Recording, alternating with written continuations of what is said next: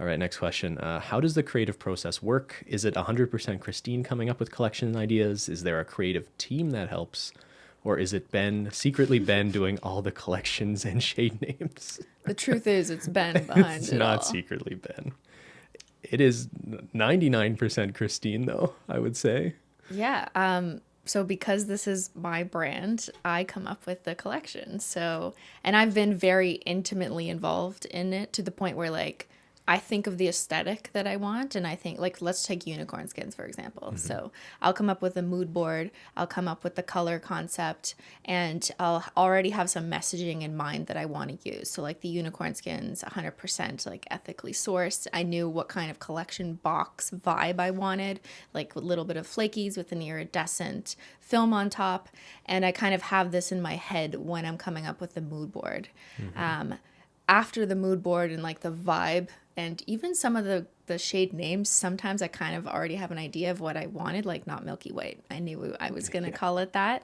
And just the idea of calling everything unicorn skin with a different suffix or prefix rather, is I knew what I wanted to do. So after I come up with the mood board and what I want for the polishes, I send it to our nail polish expert designer. So she's basically like, what would you call it? She's a nail polish expert who Developer. a developer. Sure. She has years of experience in working with all sorts of different nail polish formulas. So she is the expert on it and knows like what suspension bases work with what types of pigments, what ratios you need to use, what kind of holo works with this and doesn't, because sometimes things get cloudy. Like I don't know all these things because I am not a nail polish expert. I just know like what kind of holo I want and how I want the finish or the opacity or the color to look, right?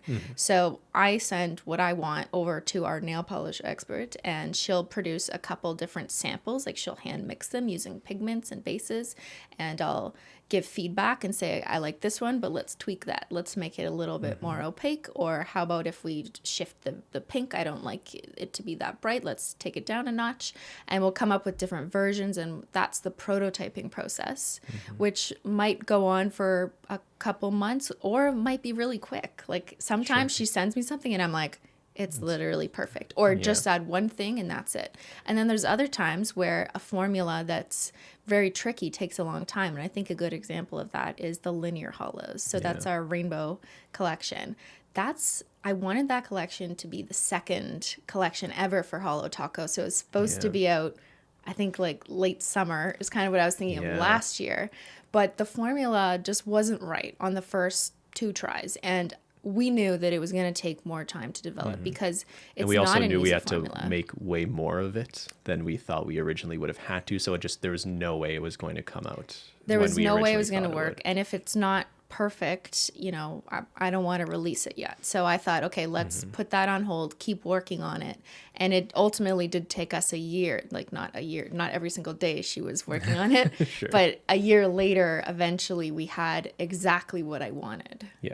Yeah. So I guess the answer is, as much as possible, Holo Taco is your creative expression and coming out of your brain.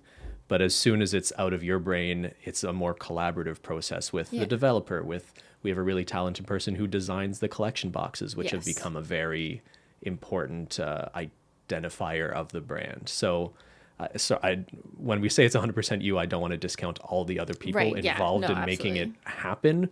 But, to a large extent, it really is just coming out of your head and then us seeing how close we can get to that in reality. Right, because sometimes not everything I want is possible. Yeah, that's true. So some people got to bring me back down to earth.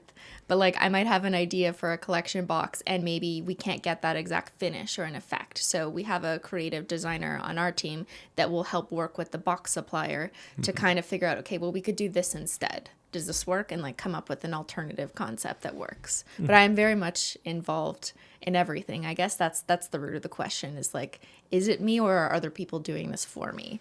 And I think overall it's very much me and what I want to see.